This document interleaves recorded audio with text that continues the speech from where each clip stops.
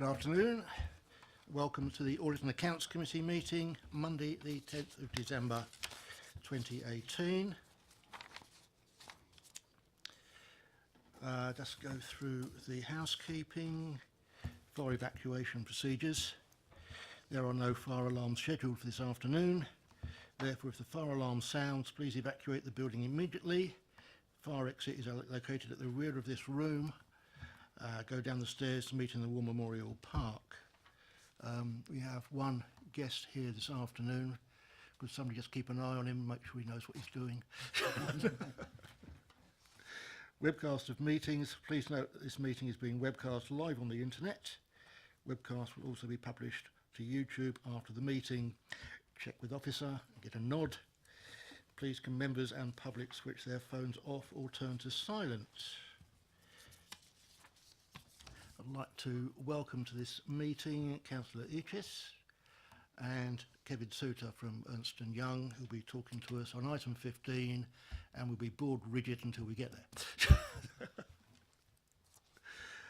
Right, apologies for absence and substitutions. I've got apologies from Councillor Cubitt, and I've had apologies from Graham Cadell, who won't be able to make it this afternoon. Mr. Harvey. Thank you. Councillor Taylor will be late. Noted. Thank you. Declarations of interest. Nothing indicated. Urgent matters. There are none. Minutes of the meeting held on the 24th of September 2018. The only part of the minutes that can be discussed are their accuracy. However,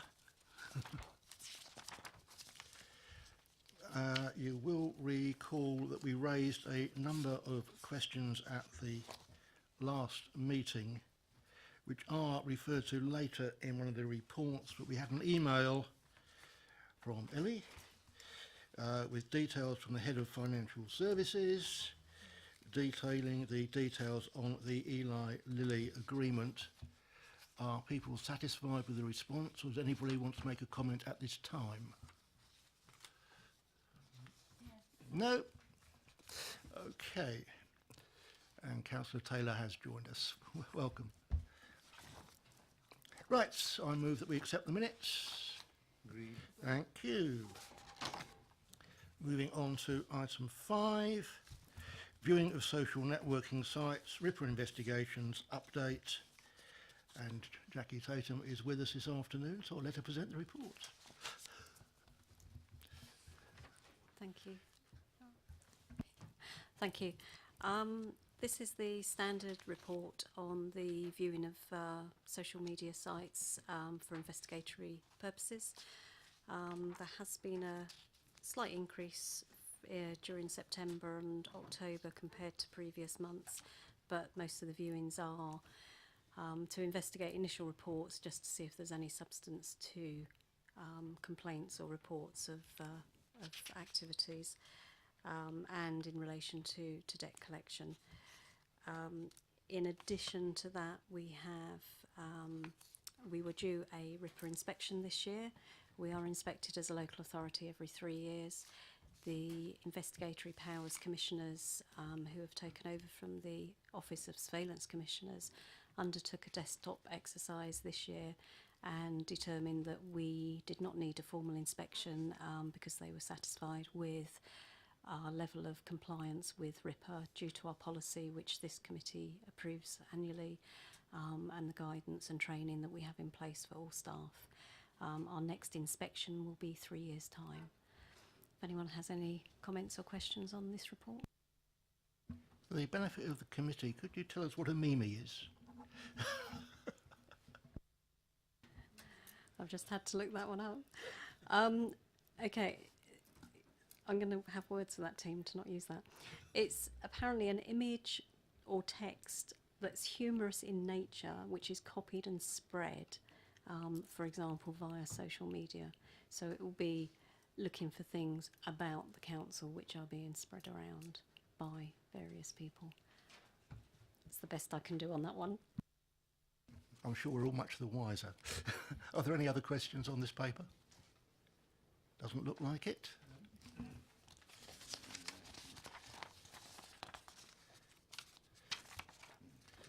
So, paper 6. And Councillor Aegis, are you introducing this one? Over to you, Jackie. This paper provides an update to members on progress with the project on General Data Protection Regulation. The regulation came into effect on the 25th of May, and as a local authority there's been quite a substantial amount of work that we've had to do to actually towards our compliance with the regulation. There is some outstanding work still to be done, although we have focused and achieved on the more high risk areas. The report just sets out, it's an update following a previous email that was provided to the committee, and it just sets out what we've done and what we still have outstanding. Any questions on the paper? Councillor Westbrook. Thank you. Page 28, bottom of page 28 talks about training. All staff have completed the GDPR e-learning module. Will they be required to do refresher training periodically? And the other question is, it talks about members. 18 members have completed it. 22 are basically booked in to do it. What about the remainder? In relation to staff training, yes, all staff are required to undertake training on an annual basis. And with new staff, we do check monthly that all new staff have undertaken the GDPR training. In relation to members, I don't have an up-to-date figure. That's probably changed since that report was prepared. Unfortunately, I've had a couple of days off, so I've not had up-to-date figures. But arrangements are being, sessions are being offered for each of the groups to undertake as a group session as well. So we're hoping with that we can hopefully get training escalated to all members. Thank you for that. Councillor Faulkner. Thank you, Chair. Yeah, just one question, which is, by the time I got to the end of it, I was wondering just how much of an imposition in terms of time and cost this is upon everybody in this council. It just seems to be a huge, extravagant expense. And after completing the training, I was also rather more confused in some ways at the start. But I'm very concerned at the cost and the ongoing cost this is going to burden this council with. Unfortunately, it's changed to legislation that all organisations, private and public, have to comply with. It's the Data Protection Act has changed. The General Data Protection Regulation has replaced the Data Protection Act, and the old Data Protection Act has been repealed. So the requirements within the GDPR and the new Data Protection Act 2018, which fits alongside it, are mandatory for all organisations that process personal data. I don't have anything in terms of costs. We haven't employed any external people or consultants or anything. We have, all the work has been done in-house, but it has obviously taken quite a considerable amount of time. Jackie, as one of the eager 18, I've completed the module. It is geared up very much to staff. I certainly think there ought to be something that's geared to members in terms of how they treat constituents and they treat information within the organisation. So something could be done on that at some point. I realise you're up to your eyes at the moment, but if that could be scheduled sometime in the future. Yes, there was previously a data protection module which was specifically targeted at members, and like you say, with all the work involved in GDPR and the time it's taken, unfortunately I wasn't able to create a separate e-learning module specifically for members, but it is certainly something we can adapt the existing module to make it more relevant. I haven't organised it yet, but I am also happy to come along probably in January, February, to the start of, well, prior to committee meetings, if any councillors attending those meetings, have any questions. So do some Q&A sessions.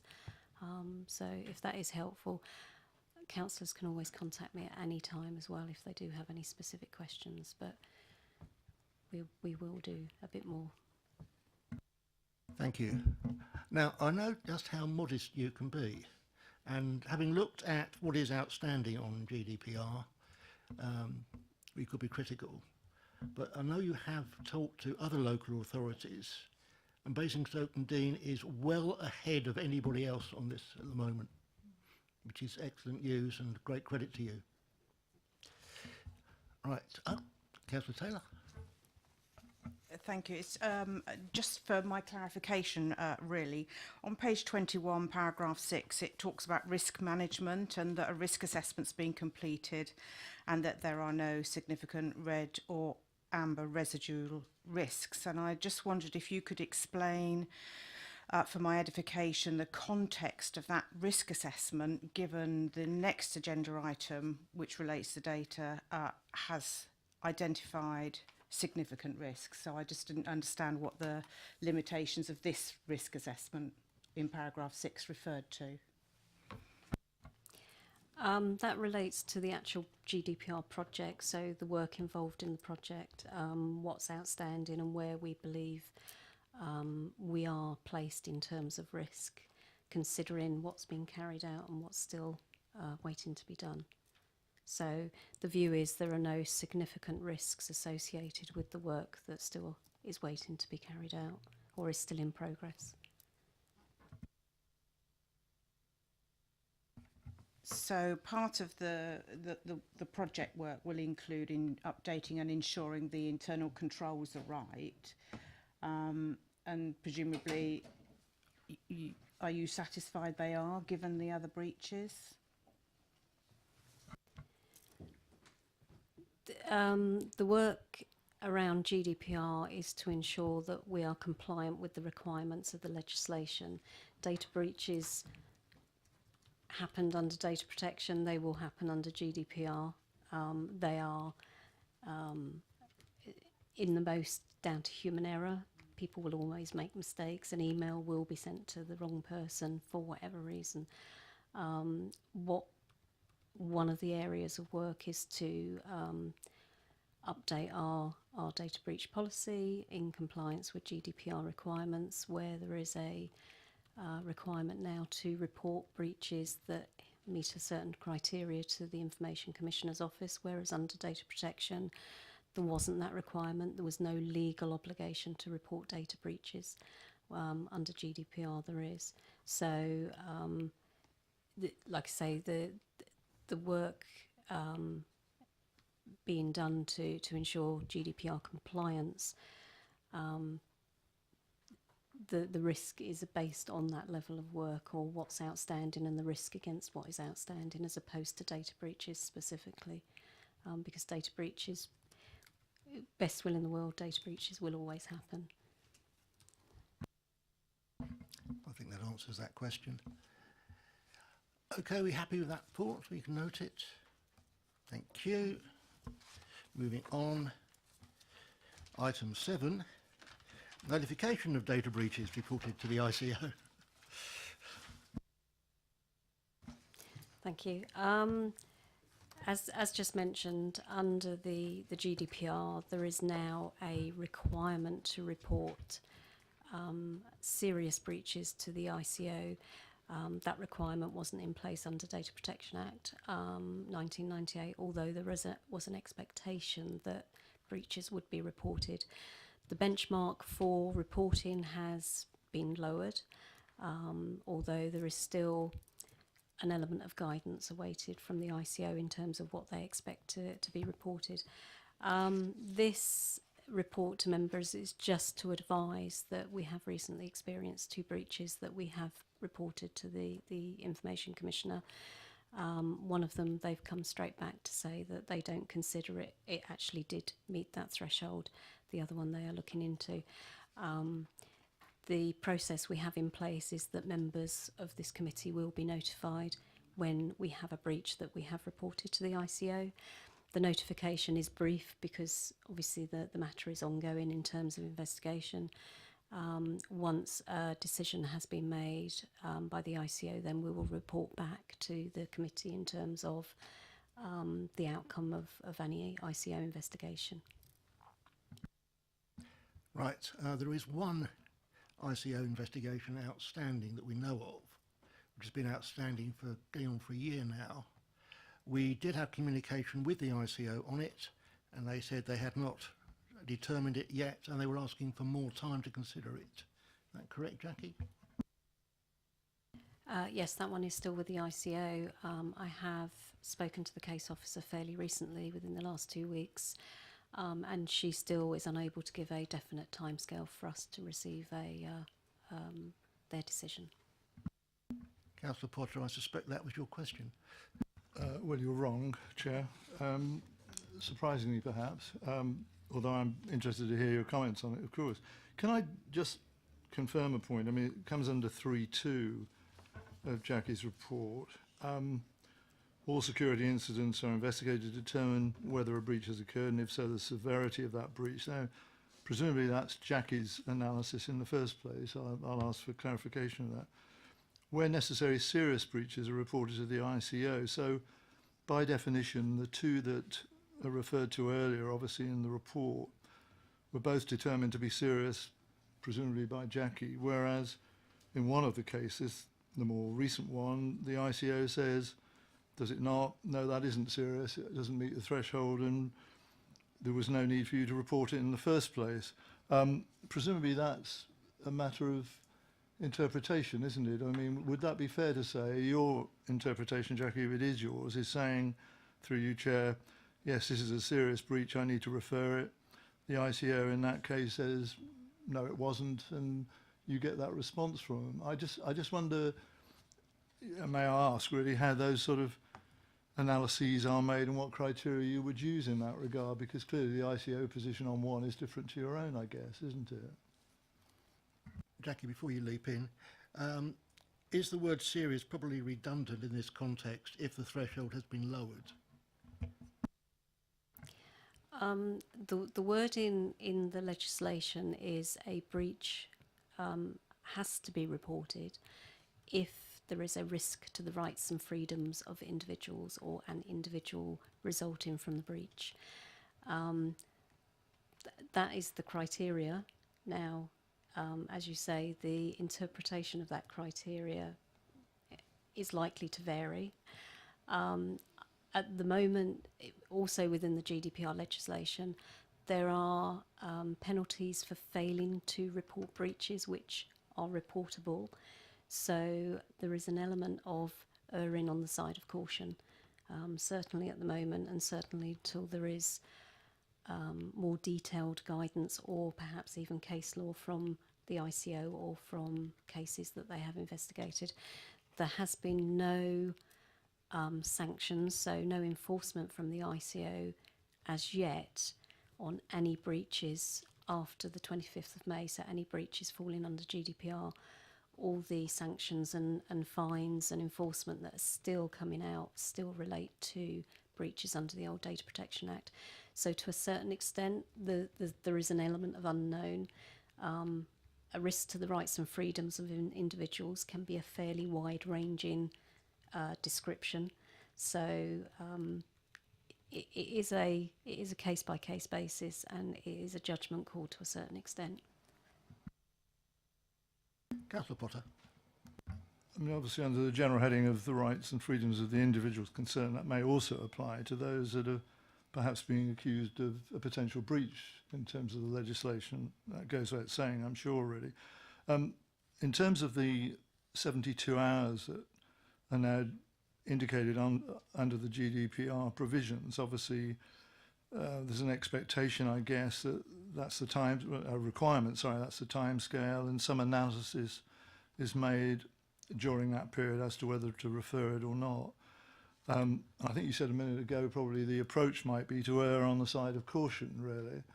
And despite the fact these are the new regs, I guess that criterion, that philosophy could well have applied historically as well, wouldn't it? I.e. that best to make a reference, best to make the complaint rather than leave it to chance, really. So that could apply to the whole approach to data protection breaches or potential data protection breaches over a period. Would that be right? I mean, it's always been a judgment call. The situation, the risk to individuals, the sensitivity of the personal data is always a consideration. Under the Data Protection Act, the ICO did have guidance which gave examples of the type of thing that they would expect to be reported to them. The GDPR, as I say, brings in action if you fail to report what should be reportable. That wasn't there under the old Data Protection Act. So there's probably a slightly different focus on the seriousness of breaches in terms of the whether they should be reported or not. Councillor Potter. My last observation, if I may, Chair, and for Jackie to agree if she can with me, really. I mean, it seems to me it's axiomatic that the last one that you've reported, which the ICO comes back very quickly and says, no, there isn't a serious breach, and therefore thank you for notifying us, but no action to be taken, must be very different to the one that's now been outstanding for 12 months, where that must have been anything but straightforward, and therefore it's taken them all that long time to come to a conclusion, really, which suggests, of course, perhaps perhaps some more analysis of it in the first place mightn't have gone amiss, really. But that's an observation rather than a question, I think. That's an observation. Councillor Taylor, did you have your hand? Thank you. Just really a question to help me understand this process a little bit more. Within the context of the terms of reference of the committee, why do we receive this report? Jackie? It was agreed. I can't remember exactly when, but it was a number of years ago.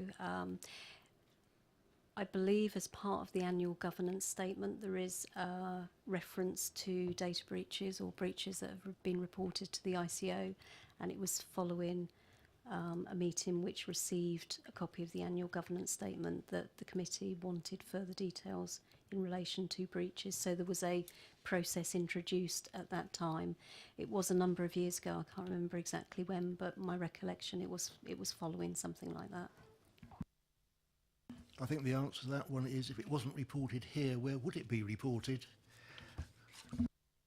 If I may, I think that's possibly part of my point, that looking at the terms of reference, if we're supposed to be having some sort of exercise of oversight or assurance of the internal controls, the report is way too light on detail to enable us to do any of the things that you've talked about or within the terms of reference. So it's a question of either, where is the information? I mean, what were the nature of these? Were they IT security breaches? What were the number of people involved? Was it their credit card details? Have we taken mitigation steps to ensure that it can't happen again? I mean, that's the sort of stuff I would have been expecting based on what's just been said. When there's an investigation pending, we don't discuss it.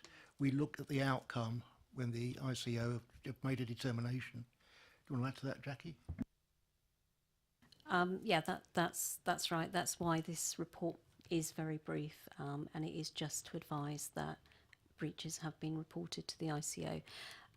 When a breach happens or a security incident happens, there is always an investigation, and as part of that we do immediately put steps into place to protect data or to protect the people whose data might have been lost or compromised in some way. So that isn't left until the ICO comes back to us. That is undertaken immediately. I think that's what I was, that interim position is what I was thinking should be there.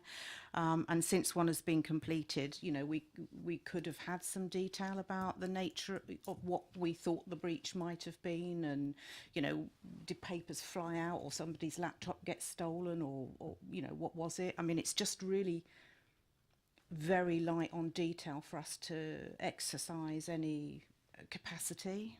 I think that's a fair comment. In relation to the breach that has come back from the ICO, it was an email that was sent out to multiple people with all their email addresses in the to field. But the nature of the email was slightly more sensitive than a normal email. It was to members of the public. It was in relation to blue badges, so there was elements of not details of disability, but implications that those people had a disability, which is why it was determined it should be reported. As I say, there's no further action.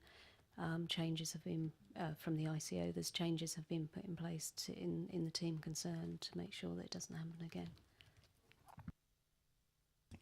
I think what would be really helpful is if that information was included in the report about interim measures and controls taken, given the fact that, you know, this is a red to amber risk area.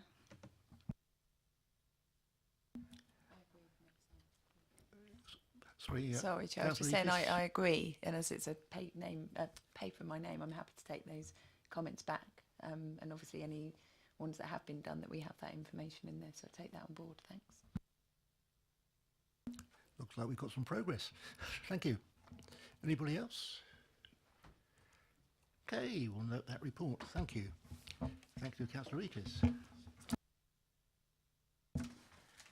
Agenda item 8, the Property Investment Strategy Implementation Report, Quarter 2. Who's going to be handling that?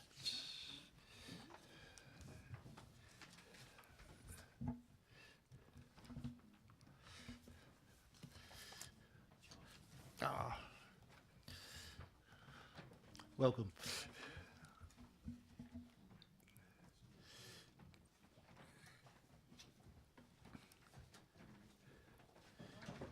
Sudden influx of new faces. Not sure I'm expected. Like the Spanish Inquisition.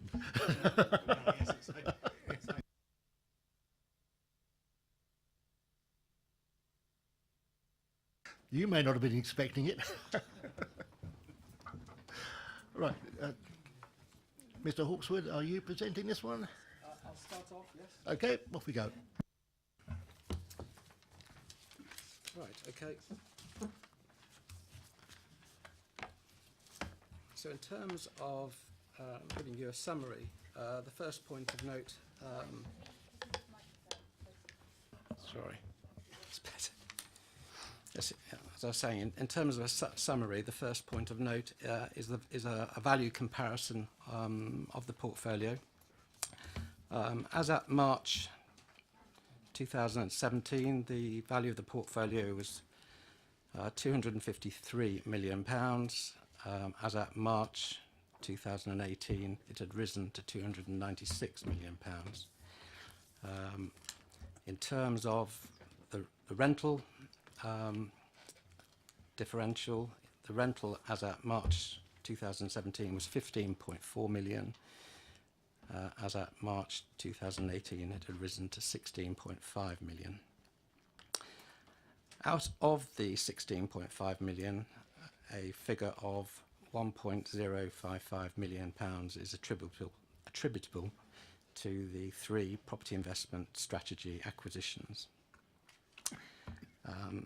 The 3 acquisitions, I'm sure most of you are familiar with it, are the 2 industrial and 1 retail warehouse investments, which were purchased for a total figure of £14.5 million pre-costs. Since that point in time, we advised that we were proceeding with the 4th acquisition, and that is now completed. So it was a simultaneous exchange and completion, a back-to-back deal with CEG, and that took place on the 24th of September this year. And this was the property at Ringway House on Bell Road, Gresley Road, on the Danes Hill Industrial Estate. Just to give you the headline figures on that, the council bought the head lease interest of a freehold they already owned for £450,000, and this acquisition correlates with an additional income of £79,000, thereby reflecting a net initial yield of 16.8%. This rent has been added to the current rent, and a lease is now granted in favour of Veolia. So in the context of the £30 million property investment strategy money, £14.5 million has been spent. The extra £450,000 takes this to just under 15 million. And out of the 30 million, we've had £8.9 million allocated to Project Sienna, leaving an outstanding sum in the order of £5.5 million out of the property investment strategy. Where are we at with trying to acquire investments? We are actively looking. We're still working with Cushman and Wakefield, the council's advisors. We're in discussions with many other property investment agents who are putting opportunities to us on a regular basis. A lot of them are outside the borough, but of late we've had 3 or 4 opportunities that have been located inside the borough, and we're currently in the process of evaluating them. We are looking outside the borough on opportunities that are close by, certainly within half an hour to 1 hour drive from Basingstoke. But the main focus is for us to identify opportunities within the borough itself. In terms of other activities, the main focus of attention from my department's perspective is on the lease re-gear front. I think at previous meetings I've reported how many cases we are dealing with, and you'll see under 4.4 we've got 13 transactions under discussion, negotiation. That seems to have rocketed up towards the 30 figure now. I think it's symptomatic of these leases. They are the date when these leases were originally granted and how many years we're on from then. It's now getting towards some cases long leases with 82, between 100 and 80 years remaining. And head lessees are quite keen to identify or protect the value of their interest by talking to us about extending their lease and re-gearing the lease, the actual structure itself. So very busy from that perspective. And as part and parcel of that process, we are identifying those opportunities that are worth retaining. So the plan is to undertake an active asset review over the next 6-12 months.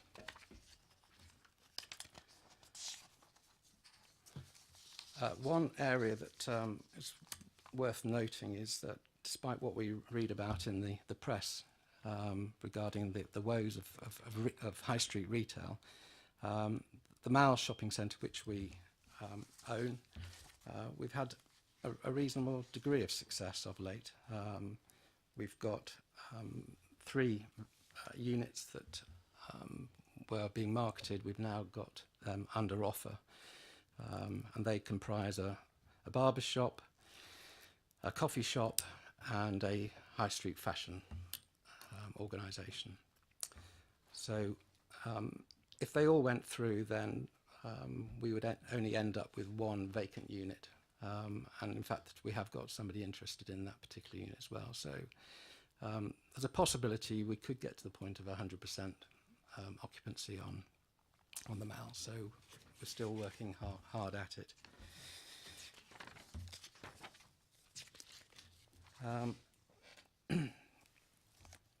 In terms of disposals, as I mentioned earlier, we are undertaking a review of our assets, and the plan is to identify those properties that are underperforming, and that review is currently in train. So further information will follow, but that exercise has begun. But just the sheer size of the portfolio, 650 odd units or thereabouts, or leasable units, that is quite a significant task. We're very busy dealing with processing all sorts of applications vis-à-vis property management. That keeps the team extremely busy, and that seems to be increasing day by day.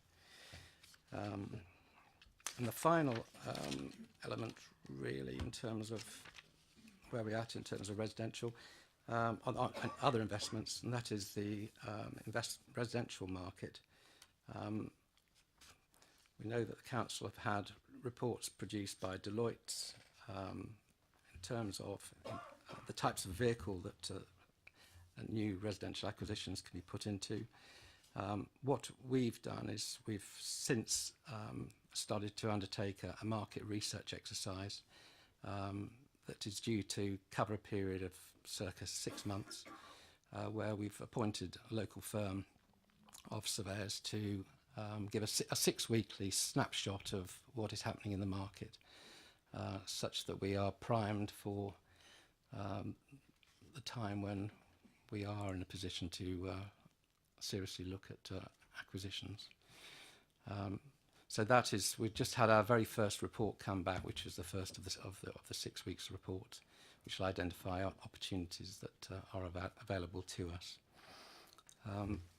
I think broadly that covers most of the points that the department are dealing with, but I'm open to any questions. Right, well, a couple from me, first of all. In paragraph 1.3 and 3.1, now I know the report was in the process of being written while the fourth purchase was being made, but the values referred to are all for 4 properties, yet there is a mention of only 3. So I think that's possibly an error. Both of those should be 4. Yes. Thank you. That's correct. You talked about the extra work. How is the department resourced to cope with that? You talked about the malls. Certainly there's been a lot of talk about the post office moving to W.H. Smith. Do we have any control over that, or is that a commercial decision outside our remit? And a question for the portfolio holder on residential. In the budget there was talk about a housing cap being removed. However, I understand that only applies to authorities that have a housing account, which we don't. Would the portfolio holder like to comment on that? And then I'll take other questions.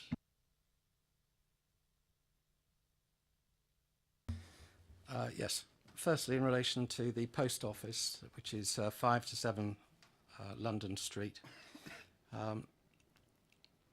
we received notification through the post office, through W.H. Smith's agents, that the post office were contemplating moving into the W.H. Smith unit in the Mals.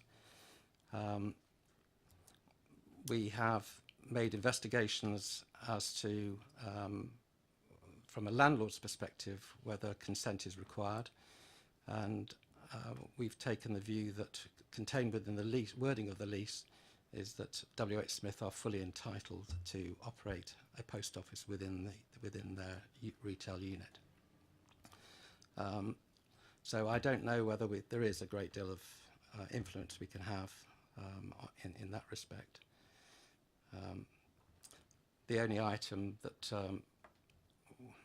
I think there's obviously been concern about the effect the post office relocating to the W.H. Smith unit in the Mals would have on the top of town.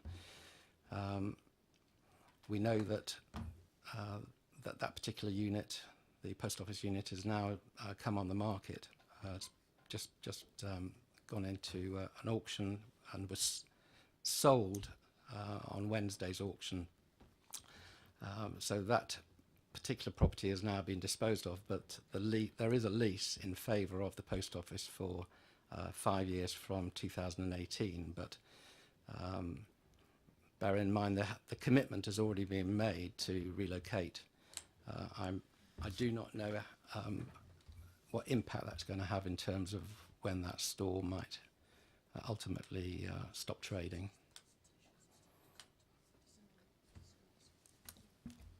Councillor Isaac. Thank you, Chairman. Dealing firstly with WH Smith and the post office, my understanding is that the arrangement between those two organisations is that in future, if it proceeds as they plan, that it will be WH Smith staff who will be operating in the post office. They're not looking to seek permission from us as landlords to take a sublease. So to answer your question, there is, from a landlord perspective, they are able to do what they appear to want to do. Okay. On your question about what was announced in the budget recently about ending the borrowing cap on local authorities, and you made the point it's local authorities that have a housing account. Yeah, that's the case. We as a council are not have not borrowed in the past, and for us to change our policy on that, we would need to have a strategy to do so, and so the proposals are at the moment that, as you will recall, there was a decision taken at Cabinet in May to look further at the whole strategy to do with the role of this council in relation to housing investment, ownership and so forth, and that work is proceeding at the moment. So this is an aspect of that, potentially borrowing, but it all needs to be brought together in an agreed strategy for this council, which will be coming forward in due course. Thank you for that. Councillor Harvey.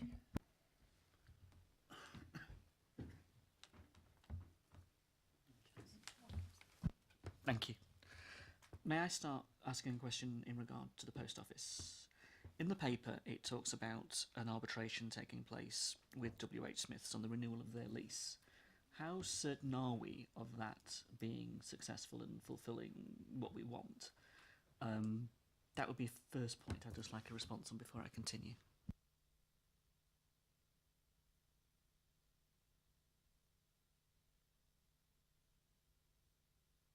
Would you just mind repeating the question, because I was trying to discommunicate myself.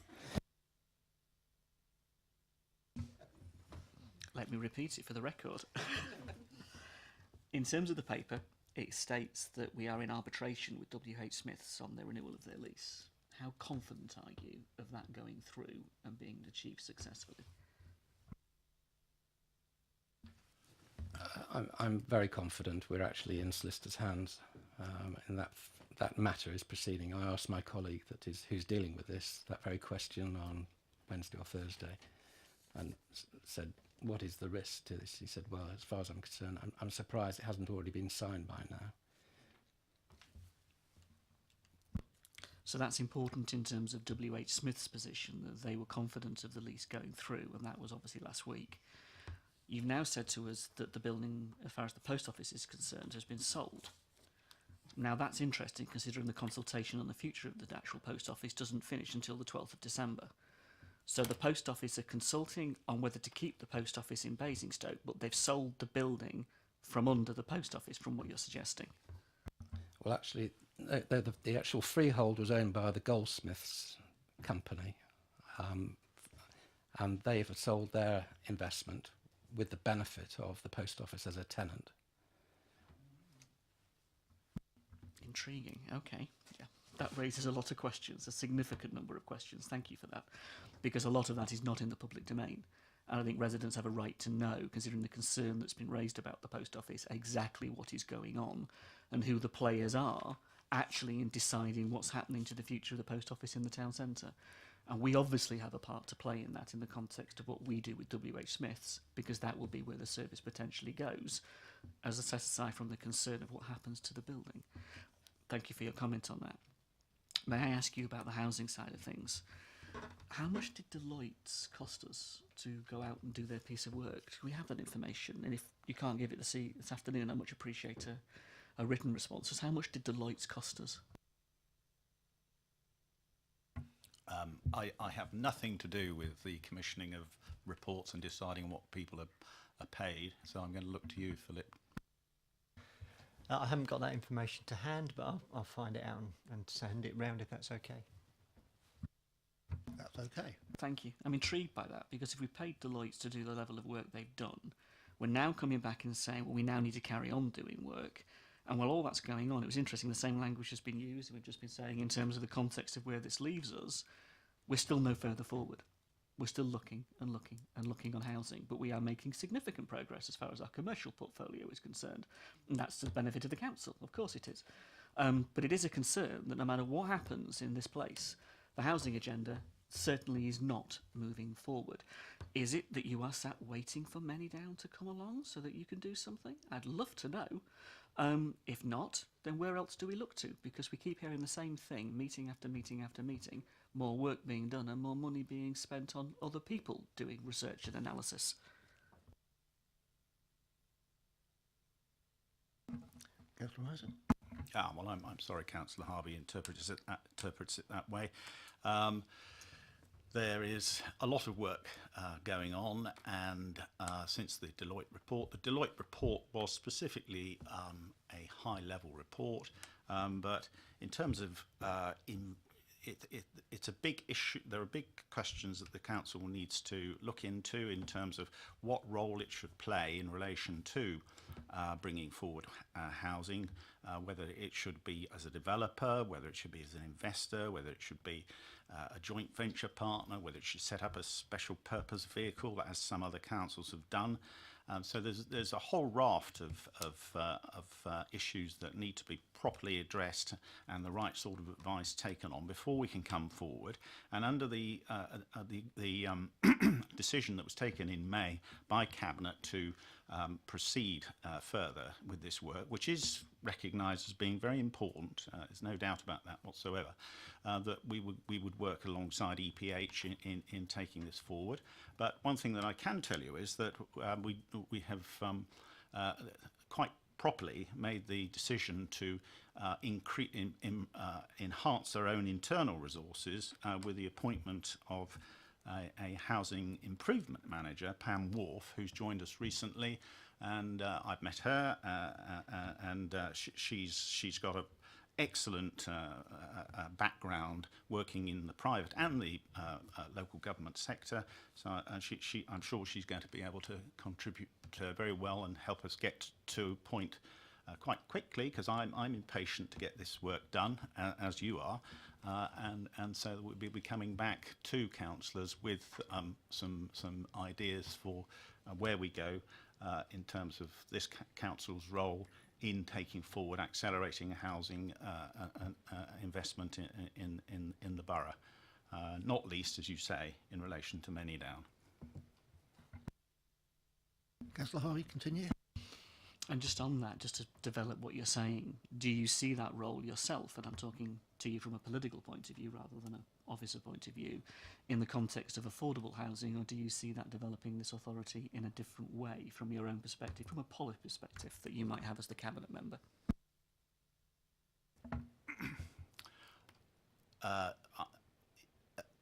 It would be fair to say that it's at this stage the right thing is to not close off doors into where we might be investing in the future. So I've no doubt that affordable will and the question of affordability will be part of this, but it's also a case of looking at how we might help individuals in the individual residents finance their purchases of properties through help with deposits. We've done this sort of thing in the past. It could be in terms of discounted homes for sale. So that there's a whole range of possible interventions that this council might make. We have limited resources, and the important thing to do when we're putting this report together is to make sure that we where we do intervene in the future, that it has the most direct beneficial effect for our residents and those needing to get onto the housing ladder, those needing to find a home to rent at a rent that they can afford. So, as I say, it's a very big subject here, and it's important that we get it right when we do actually come forward to council with our strategy. So Taylor. Thank you. Slight change of subject. We're talking about having purchased back the head leasehold of a property that we owned ourselves. And that rental income, now that we hold the head lease, will be 79. Before we repurchased the head lease back, what kind of income were we getting? And is this the property that Viola now has a lease on? Yes, that's correct. The overall, or the combined income, if I can recall, is circa 150,000. And therefore, one from the other would probably produce, the previous rent was in the order of between 70 and 75,000. So add the two together and it produces the total figure of 150,000. In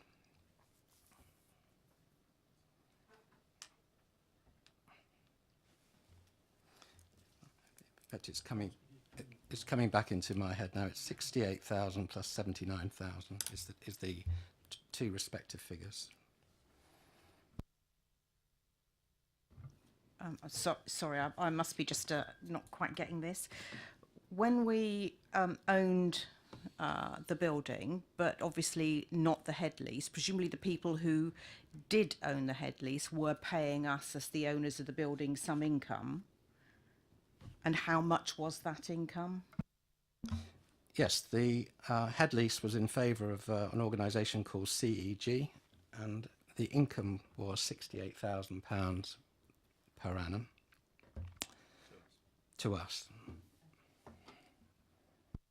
So the new income we get is 79,000, and that's being leased to Viola, is it? Yes, that's right. So combination of, well, we basically granted a new lease to Veolia for £150,000. And in terms of analysis, yes, what we were previously receiving was the 68. But the structure is that obviously by us, we ripped up the lease with CEG, which was the head lease, which we received this income of 68,000. That's now gone, and what we've done is we've granted an occupational lease directly to Veolia at 150,000. So the 79 that's mentioned in the report is the extra income that we're getting over and above what we were getting before. Yes, that's correct. Just one more point then. This relates a little bit to paragraph 11.2 on page 46. Those of us at the last meeting will recall the very passionate comments made by other councillors about the need to make sure that our portfolio on this investment was not opaque. And I see here that what we're saying is in 11.2 that it's too hard to separate out these issues when what we do is we buy a property own a property and buy the head lease back, and therefore it gets very difficult to do that. But in fact, we've managed to do that very successfully in this meeting, and so I think it ought to be possible to produce these reports. Yes, that's agreed. I think there was, we took away those comments and concluded that in fact that's what we had intended, to report the legacy portfolio and the new property investment strategy portfolio separately. So we will be able to identify the performance between before and after. I think it's important that that comment be minuted.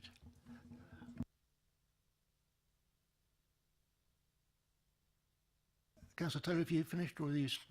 Right, anybody else wish to make comments? We can note the report. Right, thank you very much for that. We move on to agenda item 9, the Property Management Information System. In response to the committee's concerns, so they are spelt out in paragraphs 411 to 413. We aren't asked to actually do anything with the paper, but I think we should at least note it. But I'm certainly going to take questions on it, if there are any.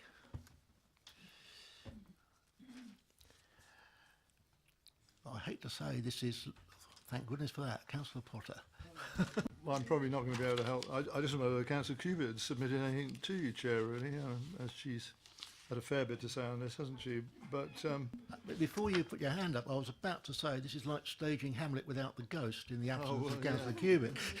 I really like the analogy, Chair. But can I just say, I mean, under the sort of box bit about purpose of this report in response to the committee's concern, minuted as, and those are, I mean, clearly there are a number of points there, 3, I think. Sorry, are they conclusive in themselves, or can we just confirm again really where we are on some of those? You know, the defined timetable, sufficient resources within property services. I mean, they're wish lists, really, I know that. And in order to establish an even playing field, I mean, the third point now, I would welcome comments on those 3 matters which were raised by the committee, specifically raised, I think, probably by our absent colleague, really, but that would be helpful to me, I think. Mr. Chairman, I can answer that one. The first point is about the asset register module, and this is a module that is incorporated within the Technology Forge software, but it houses details on the council's not just property assets but our IT assets and our vehicle assets. So where we're at with this is that we've loaded all of the data onto a test system, and that's ready to be tested by Philip's team before it goes live. So there's always technical issues on loading data, certainly this amount of data, but we are in a good place with that, ready to go live. The next recommendation was a bit of a red herring, I have to say, in that there is no interface required, so it's a non-point, so I wouldn't waste any more of your time on that.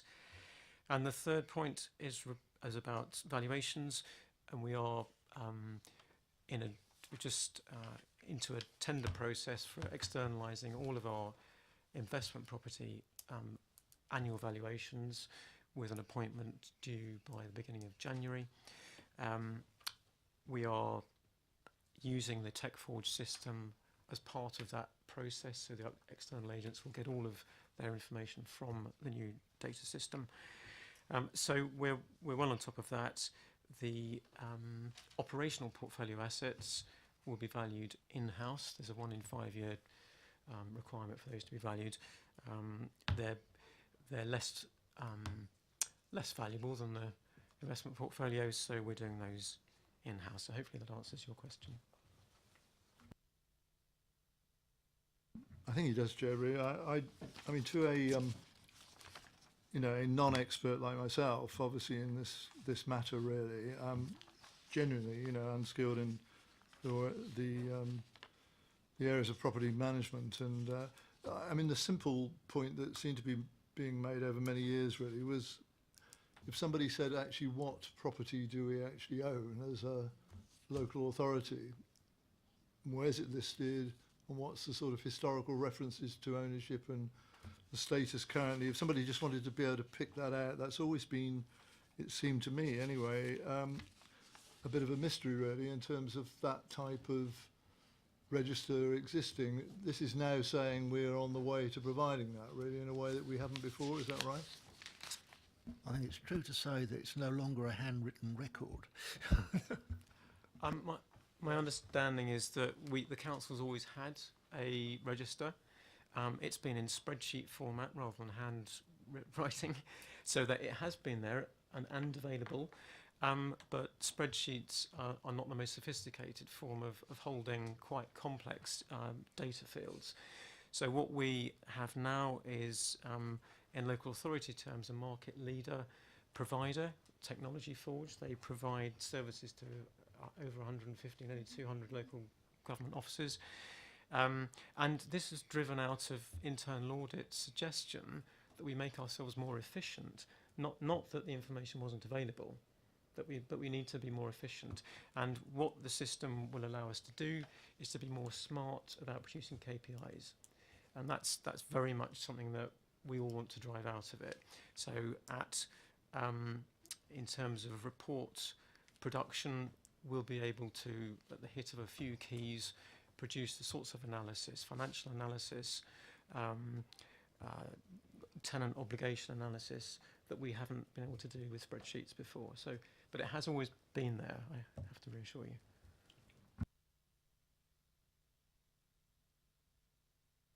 Thank you, Chair. Hello, Jeff.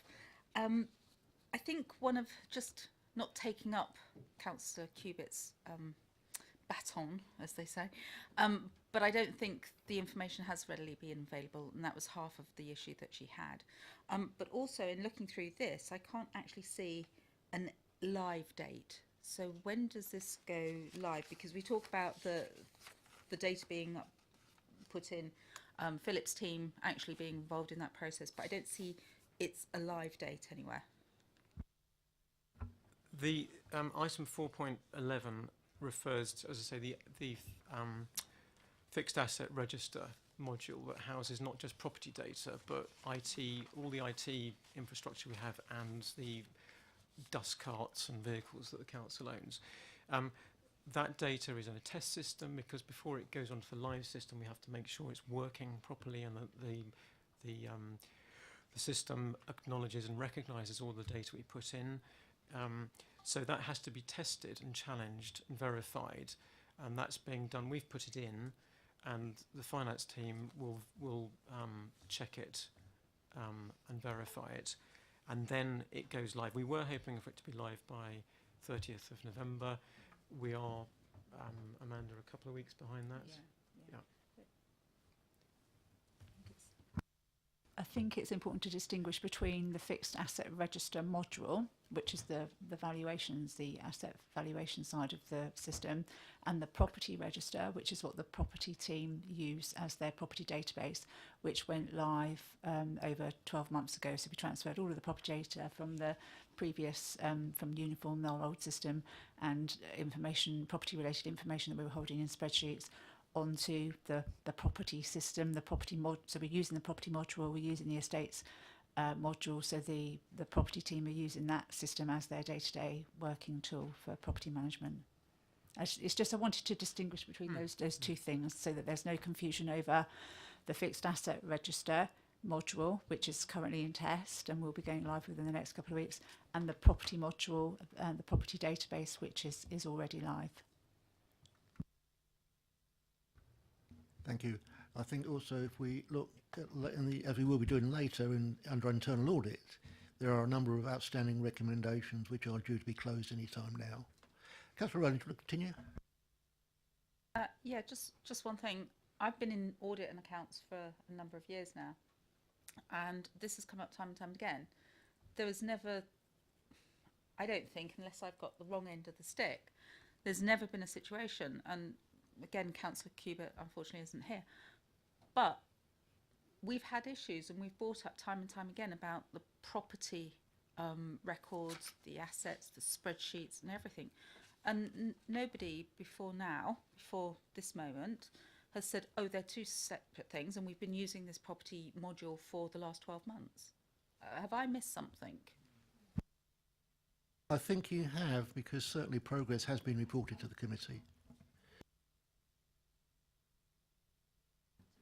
I think that well, I know that Steve Sprayton and I came to Audit and Accounts Committee in December with a report and informed the committee that the property system had gone live.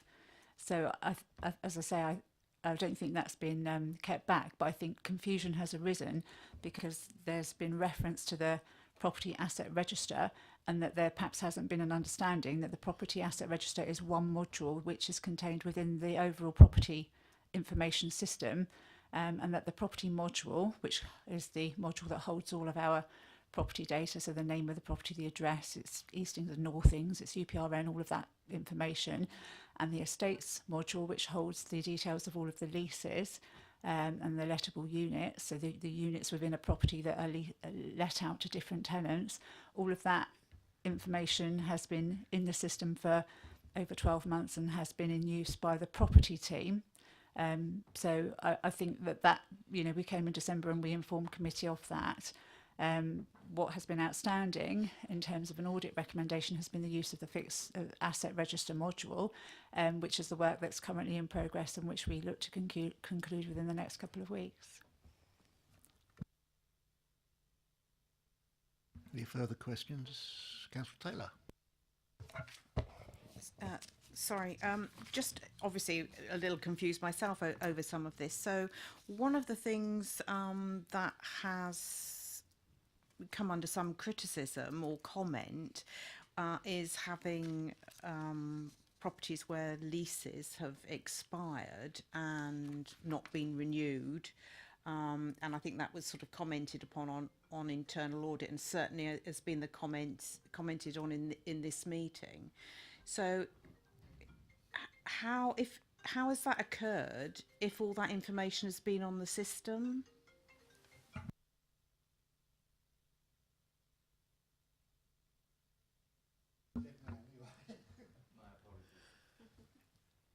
Okay, I'll answer that one. Did you catch that question? Yes, that's fine.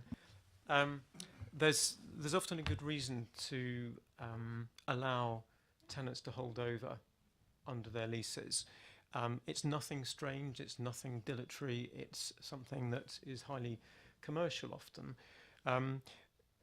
We've got a number of scenarios where the tenants of the council are paying good rents, and to invoke the lease expiring, the grant of a new lease would mean putting their rent down. In certain circumstances, we choose to allow the status quo to remain. So the council has the benefit of maintaining its income flow. It is down to the tenant in those situations to determine their lease, and they have every right to do so under the 1954 Landlord and Tenant Act. So we've got a number of cases like that that make up the list you're referring to. Other cases where the tenants are holding over, they're at de minimis levels of rent, where to effect a new lease actually is time consuming and expensive and perhaps lower down in our priorities. We are getting to them, but it's not always the most productive use of time. So it's not as though they've been missed, overlooked and forgotten. It's just a commercial priority.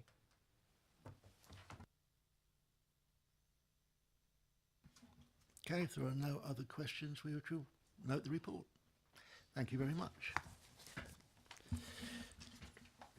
Before we move over onto agenda item 10, Councillor Isaac, thank you very much for your attendance, and I think you probably did. It certainly was useful for you. Yeah, but my reference to the Spanish Inquisition was probably more relevant than I thought.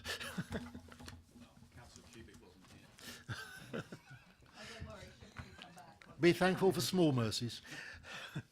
Agenda item 10, the Local Code of Corporate Governance for 1819, and I can assure you that throughout the report any reference to 1718 is probably wrong, and it should be 1819 that we're looking at. It's basically the same report as we had previously. Nothing has changed. However, there are intentions to amend it in the future. And Anne Greaves is here to tell us all about it. Thank you, Chair. Yes, if I can start by apologising for the errors. Paragraph 3.1 and paragraph 10.1, the date should read 2018 and 19, and the reference to annual government statement should in fact read Local Code of Corporate Governance. This report is before you as this committee is responsible for ensuring good governance throughout the organisation. It sits alongside the annual governance statement which this committee approved in June of this year. The committee has this report so that you've got an opportunity of considering whether or not to make any amendments or recommend any amendments to the actual code. The code follows the SIP for Solace framework in good governance publication, which contains the 7 principles for delivering good governance as set out in the code. I'm happy to take any questions. Do I have any questions? Then we shall recommend that the Local Code of Corporate Governance is approved. All those in favour? Yeah. Agreed. Thank you. Thank you for attending. Right, agenda item 11 is just a short summary of the various income flows and how they sit, and it's interesting to see them accumulated there, so we just need to note that. We can move on to agenda item 12, the Treasury Management Mid-Year Report. Over to Mr. Hood. Can I pass on to Mr. Pletz, please? Thank you. Is that working? Yeah. Okay, this is the Treasury Management Monitoring Report as at the 30th of September. It's the report that went to Cabinet on the 4th of December and is going to full council on Wednesday. We are forecasting extra income of £51,000 based on an average return of 1.74%. That's a lower return than we originally estimated, but we've had higher than expected cash balances, which is why we end up being £51,000 better off. It is a tentative forecast. There's quite a lot of uncertainty at the moment with Brexit. The markets could go either way, and the advice that we've had from Ireland Close is that they're not recommending us taking any particular action because to protect ourselves, because they feel that we do have a balanced portfolio and it's well positioned to take advantage of any increases in interest rates. And in terms of reductions in interest rates, there's not very far you can go with those. Another uncertainty is the performance of the external funds, which are quite difficult to predict. And also we've got some accounting issues around IFRS 9, but the government have just recently issued a statutory override in terms of the impacts that those might have on council tax, so there shouldn't be any issues there going forward. The Treasury Management Strategy is still sort of, I'd say, in a transition period, pending the other investment strategies. And therefore we are sort of kind of restricted in terms of the types of investments that we can do and the returns that we can get from those treasury management investments. We're having to keep considerable amount of money in liquid assets pending these other strategies happening. Nevertheless, in terms of the benchmarking, if you look at the benchmarking in Appendix 4 on page 120, it shows that the internally managed investments are where we would want them to be. They're sort of high return, low risk, so in the top left-hand corner of the charts. Our externally managed funds, not so good, but that's mainly because of the inclusion of notional valuation changes, and as we know, these funds are quite volatile. In fact, in Appendix 3 on page 119, you can see the actual value of our funds and how they move around the amount that we paid for them in terms of the ups and downs. The diversified credit funds and absolute bond funds, which are the ones which are in that appendix, we're currently showing a reduction in value of about 300,000. So we're about 300,000 down on their capital value. Obviously, that's a notional value, so it's only realised when you actually come out of the fund. So you can probably see 6 months ago, a year ago, we were 800,000 up and could have come out then. We take advice from KPMG Investment Advisory on our external funds, and even though they're below water, I think is the terminology they use, they still remain comfortable with us using those funds and continuing to use those funds as part of our sort of overall strategy. So if you'd like any questions, I'll try to do my best to answer them. Thank you. Okay, questions? It looks like we are perfectly happy with the situation as it stands. Thank you very much for that.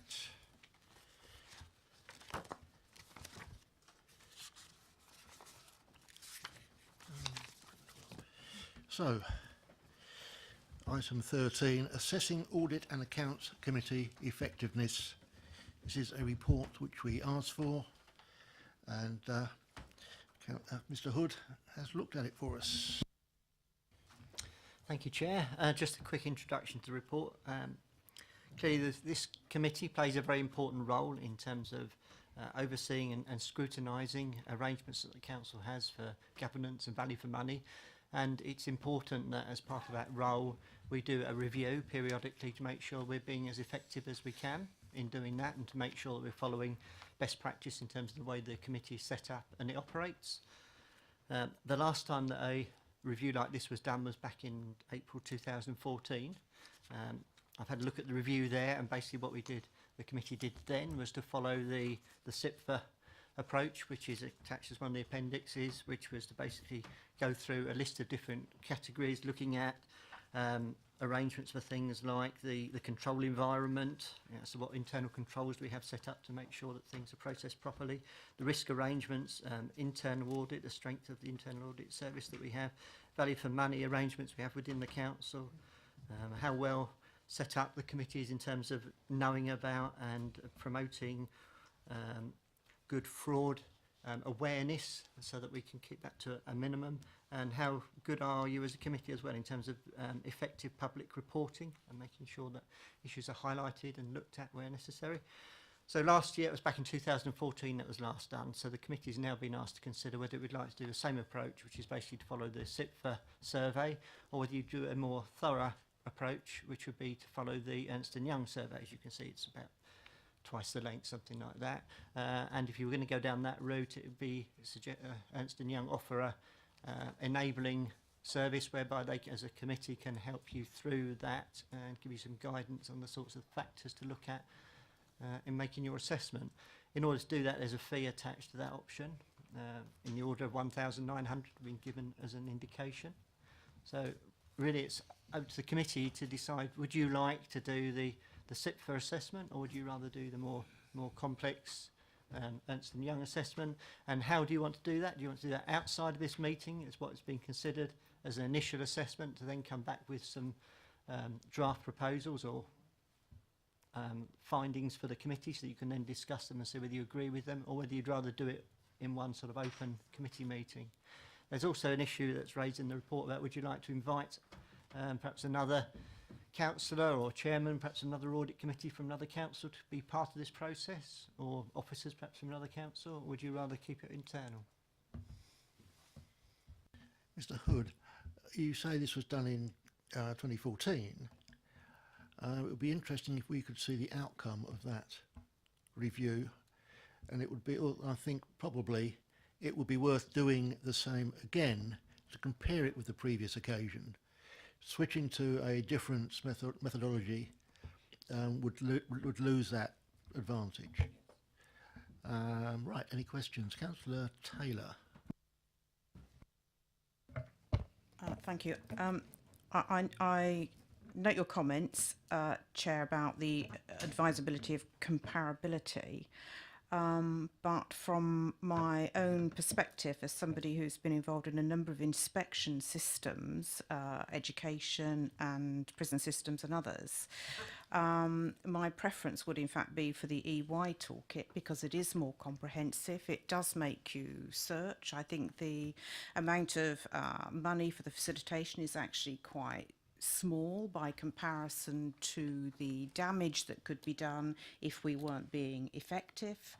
And I think that having external support is extremely useful in the context of ensuring that we aren't promulgating our own myths of effectiveness.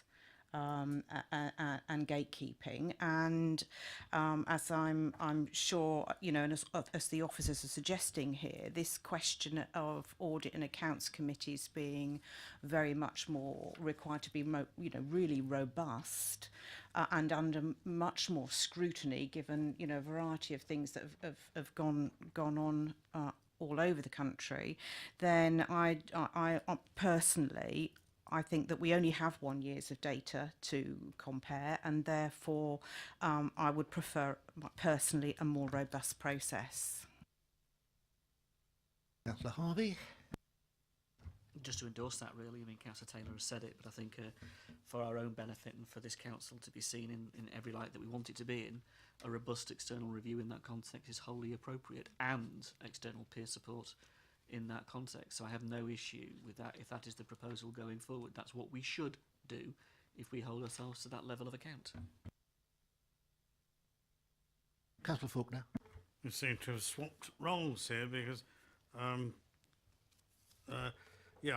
never like spending money on consultancy. I personally, I'd go with the SIPFA one because SIPFA is SIPFA. I would imagine it's quite common across the whole local authority environment. I do subscribe to the point you made, Chair.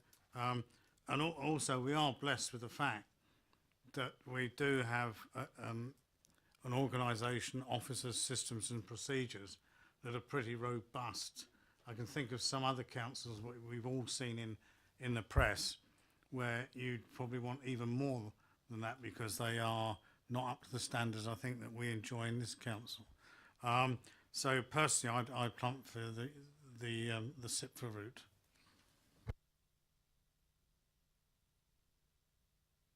Sorry, Chair, are you asking my opinion? If you have one. Oh, you know me.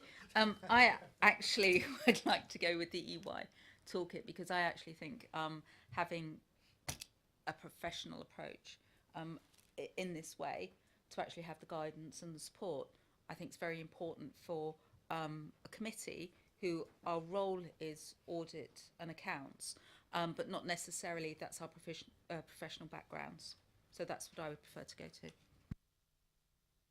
So we're all in favour of having some form of self-assessment, and we have a choice between two. So at this point, I think we'll take a vote. Audit and accounts voting. And the proposal from Councillor Harvey was that we go with Ernst & Young. The proposal from Councillor Rowland and Councillor Faulkner is we go with EY. Councillor Harvey? My apologies to Councillor Rowland. Sorry, Councillor Harvey, you were first. I got the wrong hand. I'm sorry, Chair. I just want to ask the sort of mechanics of it, really. I mean, to be frank, I understand the point that's being made about the consultant's fee, which in relative terms I think is quite low, having regard to the role that we're supposed to undertake as this committee, in comparison to some consultants' fees that I see elsewhere. This is minor stuff, really, isn't it, I think, and it would be money well spent, I think, in regard to what we hope to come out of it. Just the mechanics of it, really, under 3.3, paragraph 3.3, how is this going to work exactly? I mean, I know this is a suggestion, but it's a small core of the committee to work with on the evaluation, and then, I mean, are we doing this as a collective, or is this some representative group, you know? I mean, I just want to be clear about the mechanics of it. It's probably the person who knows least about this stuff, really. I think we're open to suggestions on that. Councillor Harvey? I think it should be the whole committee. I don't think it shouldn't be. If we're doing this, we do this as us. We don't split it off into subcommittees. It is the audit committee that's undertaking this exercise, however it's supported. Right, I think the first vote is on which we go with, and I will take votes in favour of Ernst & Young.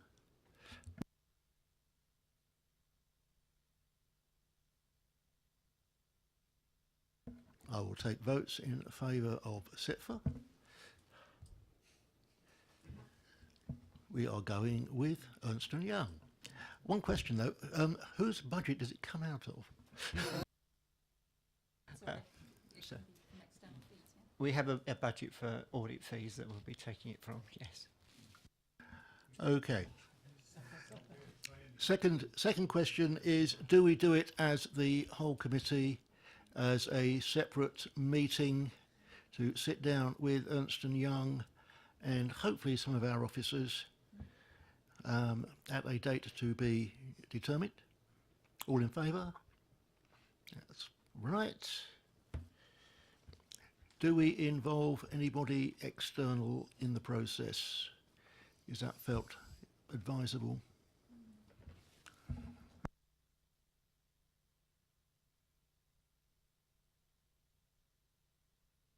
I see no enthusiasm for that. We'll keep it internal and just gloat when we've done it. Okay, so if we can contact Ernst & Young and get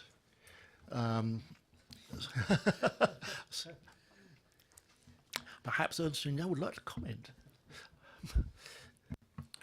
I'm sure I think they need to declare an interest.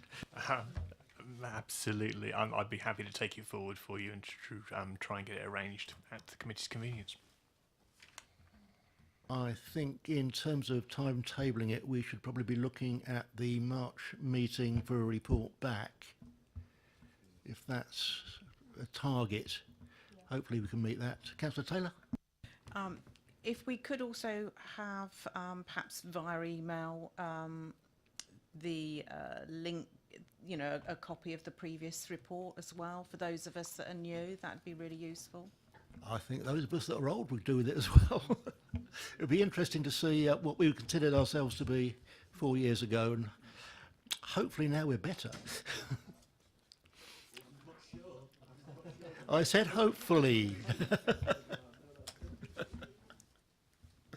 Okay, I think we're moving forward on that one.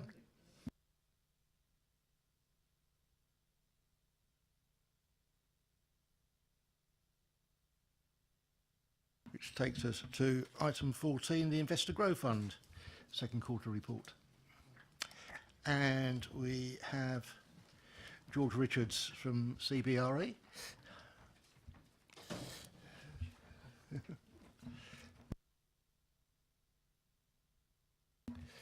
Mr. Hood? Just a very brief introduction. George Richards, you'll probably be aware, those that have been on the committee, seen George before. CBRE are the managers and advisors to the Investor Growth Fund. So George can give you the full details of what activity has been recently and answer any questions. Mr. Richards, you have the floor. Thank you, Chair. Thank you, Phil. So just for those of you who are new or not aware, a very quick introduction, and then I'll just give an update to where we currently stand. So the Investor Growth Fund is a £25 million allocation by the Council, predominantly towards development finance. And the primary objective of the fund is around stimulating, increasing, enabling economic growth within the borough, with the added benefit of providing financial returns to the council's revenue streams as well. The focus of the fund is on three key areas, being housing, commercial development opportunities, and infrastructure, renewables, sustainability. It's fairly broad ranging in terms of its offer, purposefully with the intention that it can cover all areas of greatest need from a development slash investment perspective in the borough. Now, in terms of pipeline, the long-term pipeline for the fund, and these funds are relatively long-term in their life cycle, whilst the intention is to provide short-term investments, they are long-term in their life cycle by very nature. The pipeline consists of about 25 projects in total. Now, the main challenge for us is around converting those through into the development and clearly the actual funding stage. And given the current economic environment and the challenges that we face, obviously, around development and actually bringing things forward, there are wider economic challenges that we need to take into account. Nonetheless, we have made our first commitment this year in terms of the first investment for the fund on commercial development, and there are a number of others in the short term coming forward in the pipeline, looking at greater success in the new year, particularly in the housing space. So I'll give a quick update in terms of the three sectors, and then happy to answer any questions. But on the commercial side, the lending markets nationally remain very subdued, and particularly towards speculative commercial development. So there continues to be a key role for the fund. The implications for that, interestingly enough, are you're not the only local authority in the country doing this sort of activity, actually looking at how they can create strategies to support local growth is becoming a more and more common appearance, with both local authorities and their pension funds playing a role around economic impact investment for social value in their region, which is exactly what the fund here is turned purpose to do.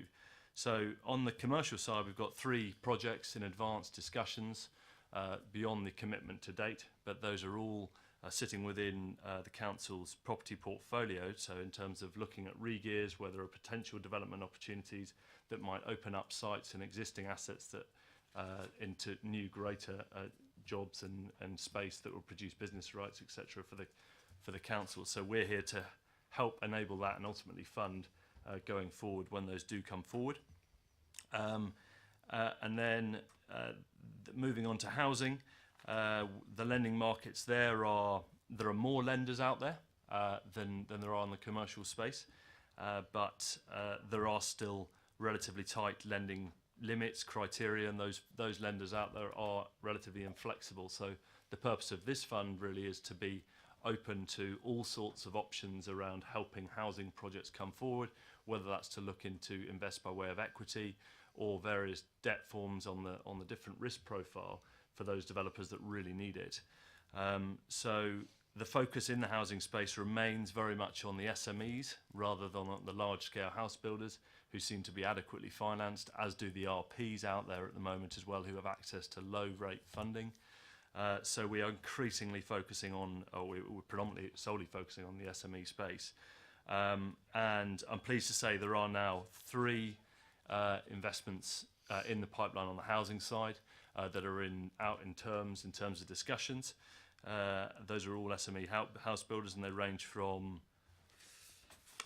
just have to double check, we're about 15 to 20 units up to about 85 units, and all due to hopefully come on site in the new year if we can get the funding propositions over the line. So they are live discussions as we speak, and I hope to feed back on real positive news on those in the new year.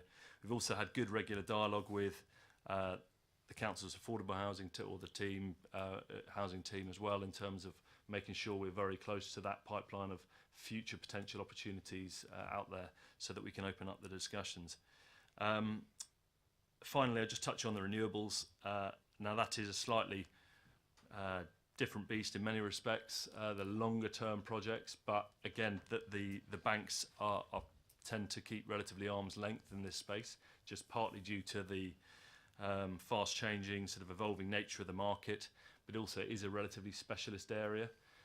So it does require specialist input so in terms of really understanding the makeup of these different projects, whether it's a biomass scheme or a battery storage or another form of renewable scheme. It needs careful, flexible thought. It's not just something you can take off the shelf and put towards how you might lend into a project of that nature. So we're helping the council there, looking into a number of projects, and the focus really for us is around the heat networks, joining up with the NHS estate, as well as how that might link up with Basingstoke and other areas in coming forward. And it's helpful. We're actually looking with another pension fund on a similar investment up in the northeast. So we're able to bring in a lot of our experience to help as that project develops, and it's great to be at the early stage, but I think it'll be medium to long term rather than the other investments we're looking at. So that's a bit of a ramble, but a bit of an update on where we're at. As I said, I think we'd like to be further down the track. I think the economic environment, the wider macro environment, isn't helping us.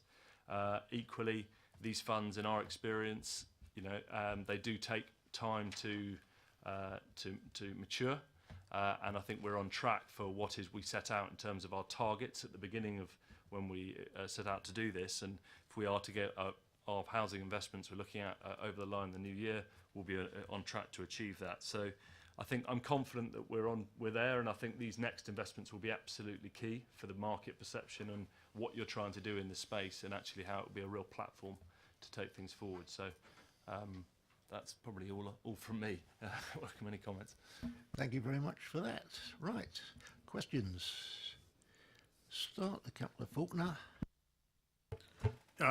Just a short question on 10.3.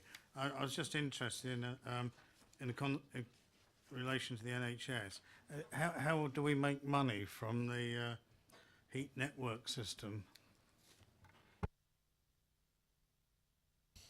So in this scenario, you would act as a funding, a bank essentially, to support the development of that system as it gets put in place. So you'll provide the funding to essentially lay the cables or whatever it may be, some of the early enabling works to bring it forward.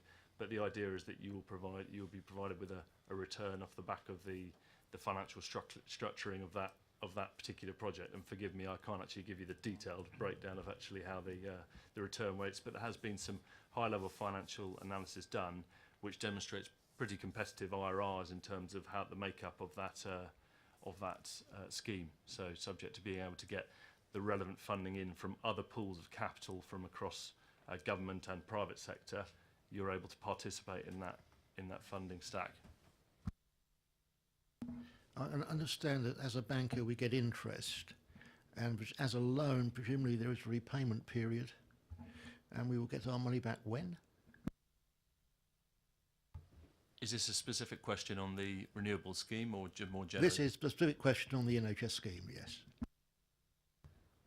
I think we haven't quite got there in terms of detailed terms on that scheme to know. There are a number of options in terms of how you'll be repaid your money on these investments. You're absolutely right. Loans are paid and they are repaid subject to meeting the relevant covenant criteria, etc. And us not going into economic collapse or whatever it may be, but we put the right provisions in there.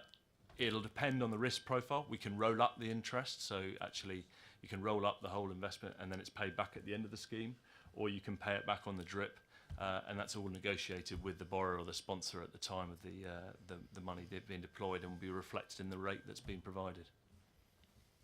I look forward to seeing the final agreement. Anybody else? Sorry, Councillor Harvey.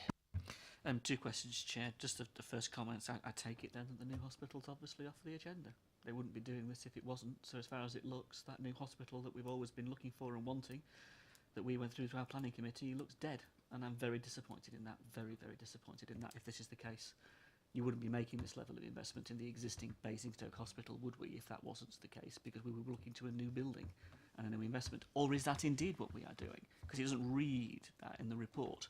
So it's wide open to misinterpretation if that is the case. But otherwise, I read it as Basingstoke Hospital, as in the current one.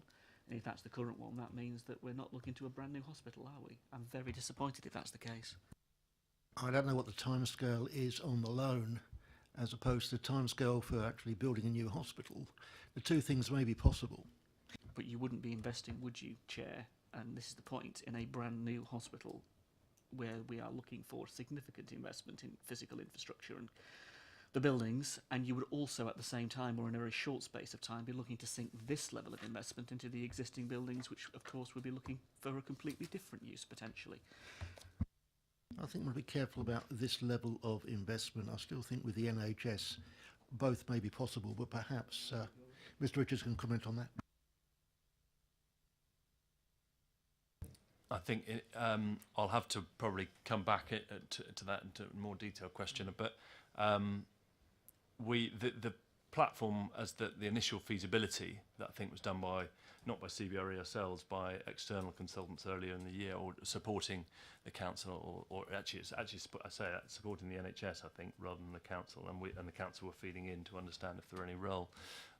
It's probably worth revisiting that and actually what the conclusions were, whether the new hospital you're referring to, Councillor Harvey, is on site or a completely different site, and what the purpose of that existing site may be, worth exploring. And actually, I think it's other point to note is that I think the intention wasn't around purely the NHS estate. I think it was looking at how the heat network might support the borough more widely, without just a pure focus on that site in isolation, because clearly the economies of scale of actually investing something of this for one single entity is really not going to be worth its while. So it's probably worth looking. I think it's about more broadly how it might impact. Thank you, Chair. My second point relates to the housing, which is really pleasing to hear. Amazing how this side of the fund can do it and the other one can't, really. Two perfectly polarised examples this afternoon. What I would be interested in is the notion around what these units are likely to be, whether or not each of them will be 40% affordable housing or more. And it would be interesting to know whether or not, as our Invest to Grow fund, as a social gain for our authority and for our borough, we are in fact looking for more than 40%, and what that might be, and which position in the market these schemes are likely to find themselves, particularly if they're SMEs bringing them forward, as to what their kind of model is, if you like, and what they're looking at in terms of their own product, where that might be. I'd like some more information on that, if not necessarily this afternoon. If that could be provided in writing, that would be superb. But I think it's worth knowing what we're getting ourselves involved with here. As good news as it sounds, I hope. I can give a high-level response, but certainly we can probably come back as we progress negotiations. There's a degree of confidentiality whilst we get things finalised in terms of where we're at. But all those schemes do have affordable housing. The one is actually predominantly affordable housing. I think actually there's maybe one of the smaller schemes and a range of tenures in there. It's a new provider into the area, and it's a very interesting model. Now they're working with Homes England as well in terms of making sure they can get grant and other streams. So our funding is reliant on coming forward. So it's a relatively innovative model, and I'm excited about reporting back to that if we can get that one over the line. The other two are more vanilla in terms of small developers working with housing associations who have got a partnered agreement bringing forward schemes. So there will be private developments in there, housing units in there as well, that will be funding as part of an overall package. But they're large schemes, and the use of this finance will enable them to move quickly into this scheme, as well as moving into other sites going forward. So it's a great platform for the council to use the agreements to make sure we propel the council going forward in terms of this space. Councillor Harvey. Thank you for that. That is really good news, and it's pleasing to hear. If that isn't the direction of travel, I take it's the high-level stuff.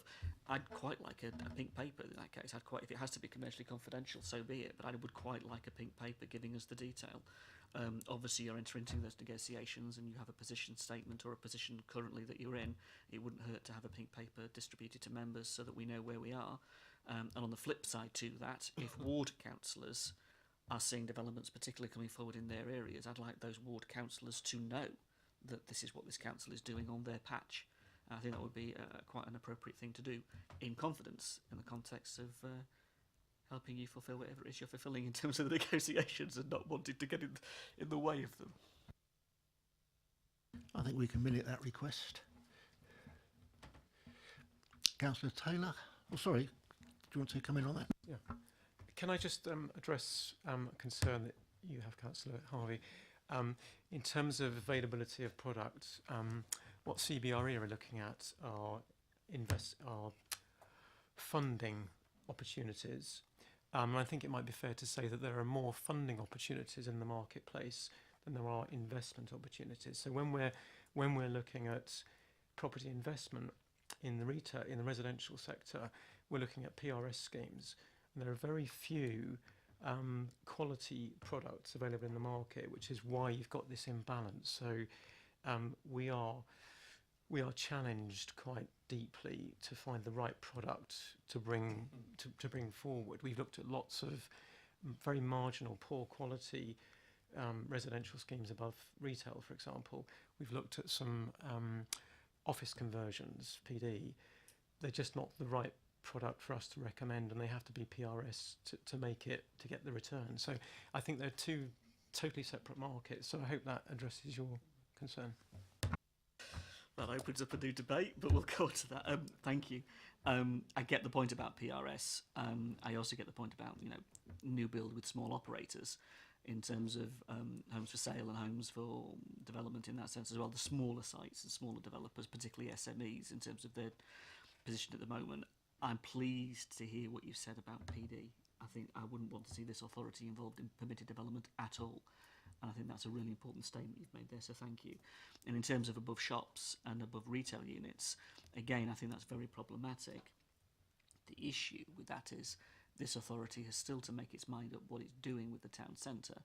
And I'm hoping that you saying that you're not interested, or this authority is not interested in above shop retail conversions or or any of those sorts of development coming forward, that holds.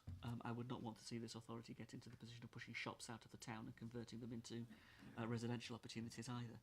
So a number of points you've raised there that perhaps as officers you can only go so far on. We don't have a cabinet member to push the political point, but it needs to be raised as to what the cabinet's ambition might be in that regard. Councillor Taylor. Anybody else, or could we note that report? Consider it noted. Agenda item 15, and Kevin Suter is here and will present the annual audit letter, a lot of which we will have seen elsewhere previously. Thank you, Mr. Chairman. So I'm here today to present this report on behalf of Paul King. It does look backwards on your 17-18 audit, but unfortunately neither Mr. King or Malcolm Haynes, your audit manager, are able to be here today. So hopefully the members will forgive me if there are any questions of detail that I won't be able to answer. I will take them back and then get answers for you if that's necessary. So to very briefly present the report, the purpose of an annual audit letter is to summarise the outcomes of our audit, to reduce the technical content from the versions of reports you will have seen back in July when you approved your financial statements, and to make it slightly more accessible should a wider stakeholder group seek to access the report, for example, members of the public. To highlight the main message from the executive summary, we did indeed give an unqualified opinion on your financial statements and an unqualified conclusion on your value for money arrangements, and we did not need to report by exception or otherwise use some of the wider powers available to us in the course of your audit.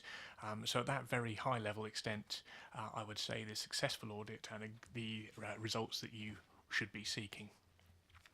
The various sections of the report then run through the scope, the detailed findings from the financial statements work, from the value for money work and our controls work.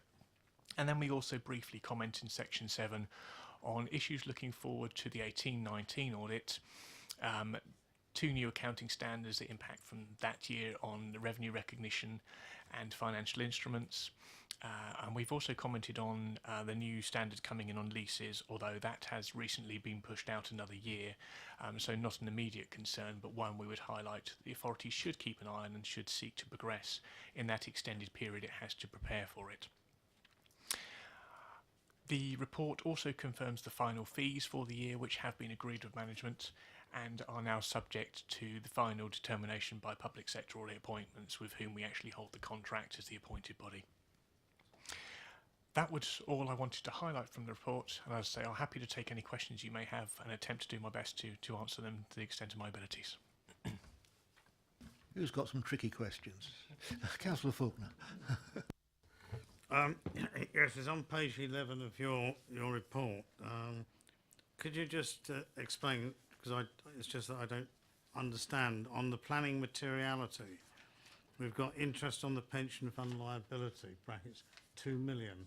What does that actually mean?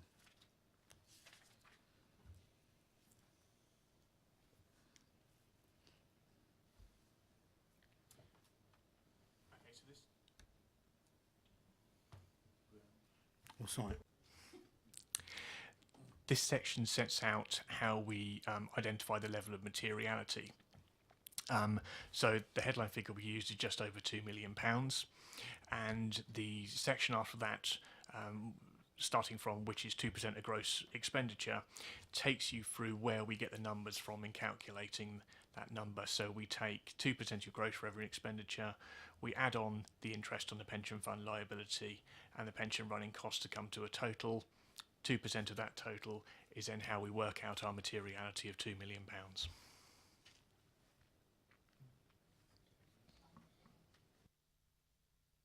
Might just be me, but doing the maths, 2% of 90.9 isn't 2.03. So it's 90.9 plus the precepts of 1.2, plus the pension fund of 2 million, plus the investment property 7.5 billion gives us roughly 100 million. 2% of that, 2 million. Perfect. Councillor Rowland.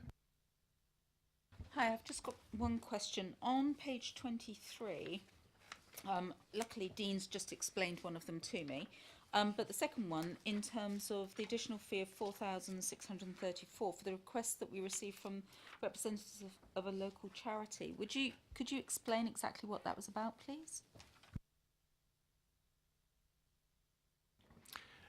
So I'm afraid that is the one I am going to have to come back to you on, because not being involved in the audit, I'm not aware of the full details.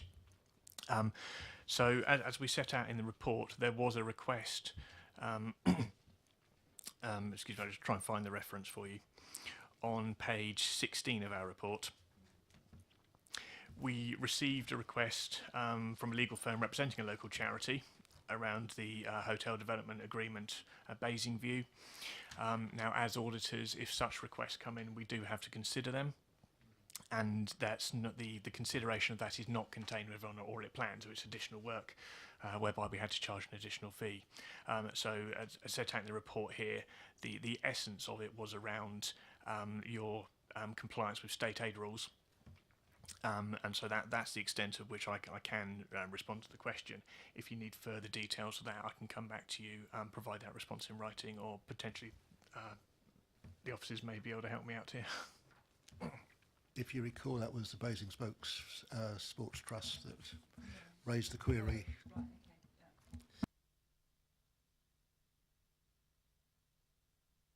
Okay, any other questions? No. Thank you very much.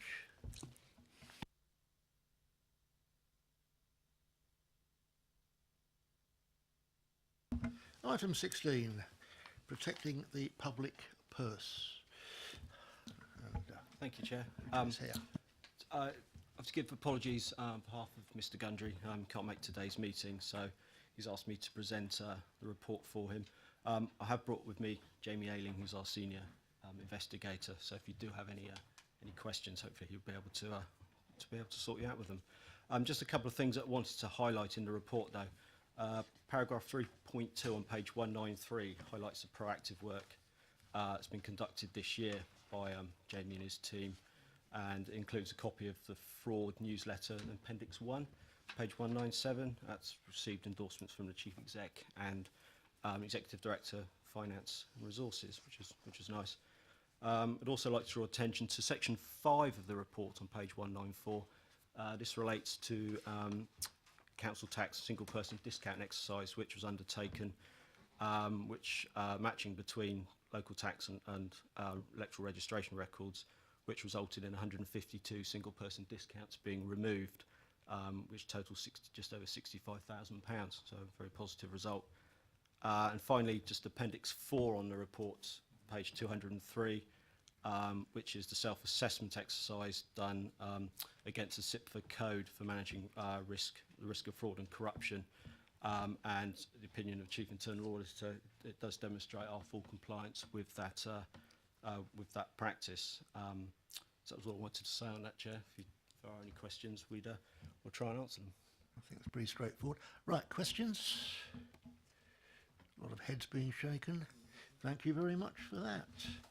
Which brings us on Internal Audit Progress Report, September to November. Contents of the report are for noting. On page 221 we have a list of the audits undertaken, the majority of which are either full or substantial, which is good news, apart from one, the housing homelessness management, which is probably worth a look because it was only reasonable, and they came up with a fair number of recommendations. And we also need to look at the other appendices on the outstanding recommendations and any update on the recommendations arising from this report. So, Richard. Thank you, Chair. You just did my job for me there. Yeah, I was just going to introduce it, say yes, of the work that the internal audit team on my side of the team undertook this between September and November. The 8 assignments we completed, as the Chair said, there was 3 which we gave full assurance on, 4 which was substantial, and just the 1 with the reasonable assurance. And these are appendices 2 to 9 of my report, were the summary of those findings. Appendix 1 of my report shows the recommendations that are still outstanding, technically overdue for completion. We only have 3. I think I've been to committees before where we've had sort of 3 or 4 pages of report of recommendations. So it is encouraging that we are resolving these issues. And Appendix 10, which is the more recent recommendations, which are not yet overdue, but so we do follow up the recommendations on a monthly basis.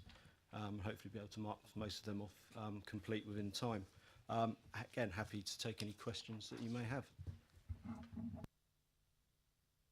Has anybody got any particular questions, or can we just have a quick look at appendices 1, 9 and 10? Councillor Rowland. Thank you, Chair. It's not necessarily on this report, it was at the last audit and accounts, and I brought up the issue around the S106 and full assurance. I have requested, whilst you gave me the reports that were around the S106 agreements, I haven't received anything that shows any consultation with ward members or parish councils supporting those documents. And I wondered whether that was going to still be forthcoming, or are you closing that off? Thank you. So correspondence we've had, at the time those Section 106s were undertaken, there was no requirement for the consultation. We took a sample of agreements at the time, and following the process through, all the control objectives were met. We did agree at the last meeting that we would take a new sample of recent Section 106s now that procedures have been changed, and plan to undertake that work in February-March time, where we can pick a new sample of more recent agreements, and we'll follow those processes through and report back accordingly. Councillor, if there are any specific agreements you would like included, please forward them. I have one as well. Right. Do we go to Appendix 1?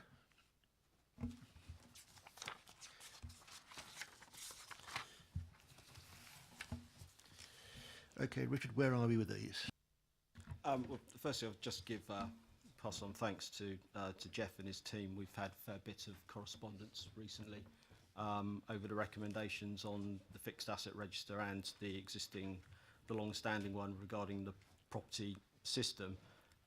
So that's the one overdue fundamental one, which the last correspondence that we had, a project closure report for the promise system was in draft format, and that for us will be enough. We'd be happy to mark that recommendation off as complete once that report is done. Of course, we have property audits to do. We've left until the end of this financial year, and we'll come and have a look at the new system, and we will undertake our normal work to assess the control objectives and controls within the new system. So the fundamental one, hopefully we'll be able to mark off as complete very soon. The other 2, the explanations, I think on Appendix 1, kind of self-explanatory. 1.3 on the corporate debt management policy, Exchequer Services, they've just had the DWP come in to do a review of their processes. So the recommendation to review the corporate debt management policy, there was no point in them doing it prior to the DWP coming in. So we agreed we might as well just hold off until they've done that work. They may well come up with some recommendations which will feed into any review of the corporate debt management policy. And the one remaining overdue one with regards to the asset register, we're just waiting for a copy of the resource plan. It's just a timing issue. As soon as that document's received, we're happy to note that one as complete. So we're quite happy with the overall position, actually. On 1.3, I'd quite like to see a revised target. Anybody else got comments? No.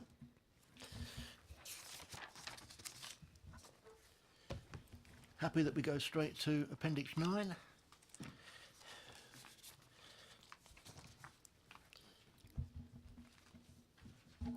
So, can we just clarify what that means, the last point you made, Richard, about resources and asset register? Because we talked earlier about the asset register, the fixed asset register, and where we are with that, which is that it's in the test system, it's been loaded, it's now being validated by Philip's team. We hope that will be ready to go live in a couple of weeks' time. Could you just clarify what it is you're suggesting? If it's not In regards to future audits. The chair just said that you wanted timelines clarified. What are those clarified for? On 1.3, the current date was October 18. It's waiting for the DWP report. When the DWP report is in and the review is done, can we have a revised target date on there rather than just letting it drift?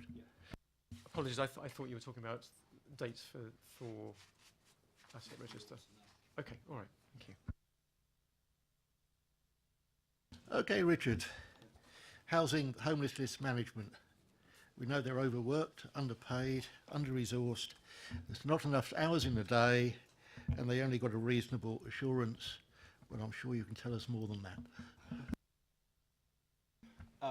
Yes, we do acknowledge the work the housing service they do. We have no doubt over obviously their diligence and professionalism and everything. They have kind of a legacy of old manual systems, manual files, and they've had to take on new processes and new systems this financial year in order to ensure compliance, like with the Homelessness Reduction Act. So we kind of did a reboot on the audit, started from scratch again, and looked at the processes which we've looked at before, and there is a lot of manual stuff. There is a lot of manual processes involved, reliance on individual members of staff knowledge, which is all slowly being incorporated into the new systems that they're implementing. A lot of what the recommendations, I believe, will be covered under the work which Jackie mentioned earlier under GDPR. There's a lot of work on retention of documentation, so I'm hoping that the progress on that work will help resolve many of those recommendations that were highlighted, and we will pursue them on a monthly basis as we do with all our reports. And again, hopefully we will see some progress on their implementation. Thank you, that's good news. But I certainly wouldn't want to see them taking their eyes off the ball just to comply with a few internal audit requirements. Right, anybody else got any questions on Appendix 9? Nope. Right, Appendix 10, don't know if there's any progress on that, or if it's too early to ask.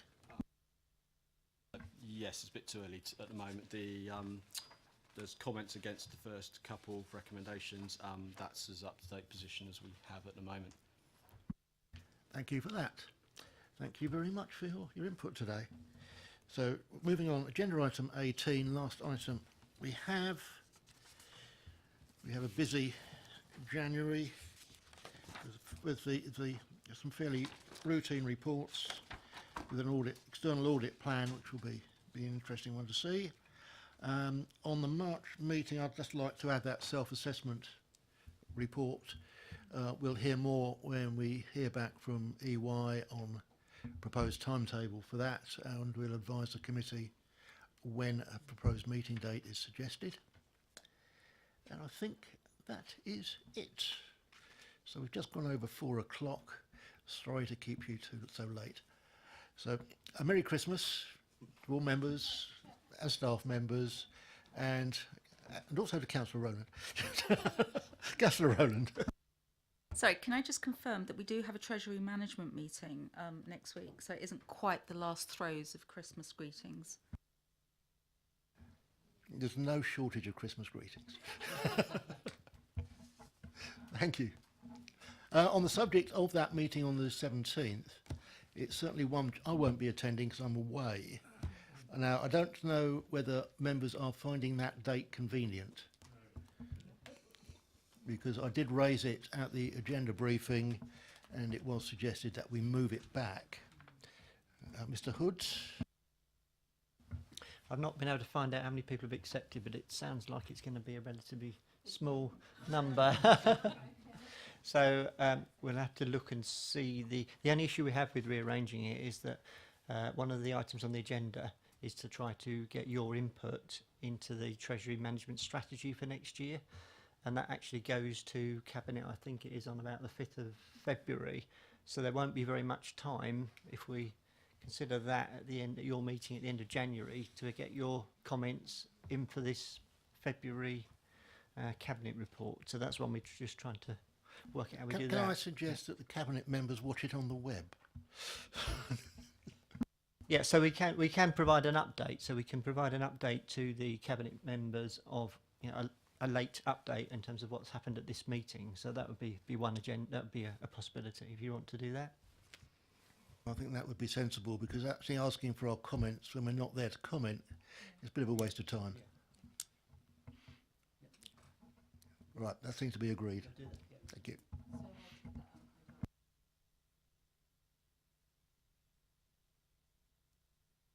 And my apologies for those people that were planning to attend.